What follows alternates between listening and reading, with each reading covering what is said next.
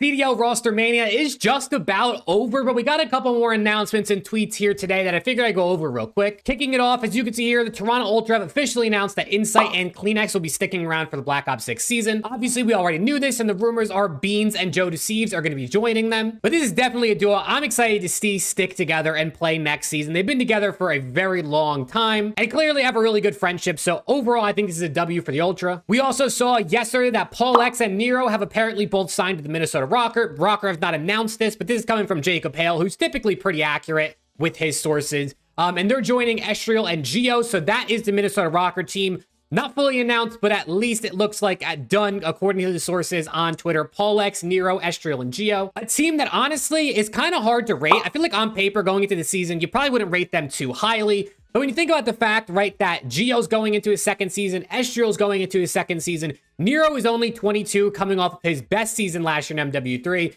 and Paul X has been bounced in and out of the league. I honestly think this is a team that, especially if the sophomore players, Estriel and Geo, take a step up next year, could potentially compete for top 6. But let me know what you think about the Minnesota ROKKR team down in the comments, because I've seen people going back and forth about this one. Then we also learned about 15 minutes ago, which is why I decided to record this video, Vivid is set to be joining Carolina. This is one of the players I would say that didn't get a spot I was most surprised about. I thought Vivid absolutely should be on a starting roster going into BO6, and it looks like he's going to be. But interestingly enough, also, shout out to CDL, Scrim Intel, Ronnie, and Breaking Point. It's kind of cool to have an article along with this announcement. He's joining Slasher, TJ, and Gwyn, but most importantly, as it says, where did it go? I read this earlier, and I didn't find it. As it says here, he has shifted his role to become the team's flex player for next season. So it looks like Vivid's going to be playing the flex, which is very interesting, mainly because Vivid is historically one of the fastest players we see in the league. As you can see here, he was 10th this season in engagements in hardpoint, which is this number right here, sitting at 45 per 10 minutes,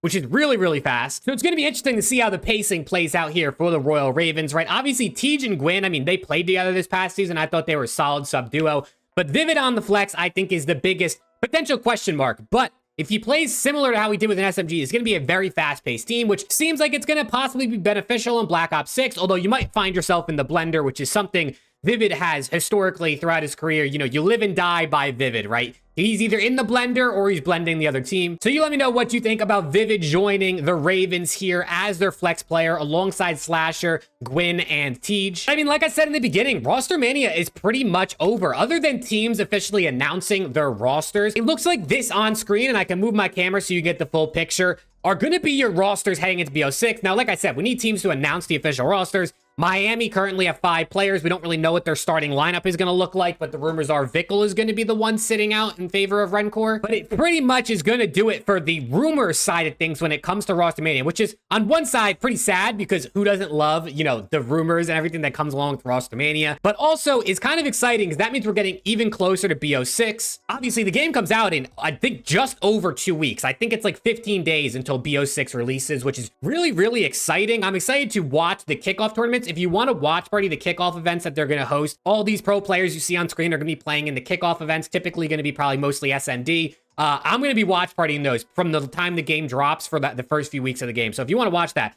definitely sub to the channel. But let me know what you think. Which of these teams do you think is your underdog going into BO6? I think for me, underdog wise, I'm going to go with, honestly, the Ravens team that we talked a bunch about this thing. I think they have a lot of slang. I think they have a lot of slang, which a lot of teams lack, which is going to be exciting to watch. But with all that being said, if you enjoyed the video, make sure to sub, hit the like button. Hopefully, I'll see you all in the next one.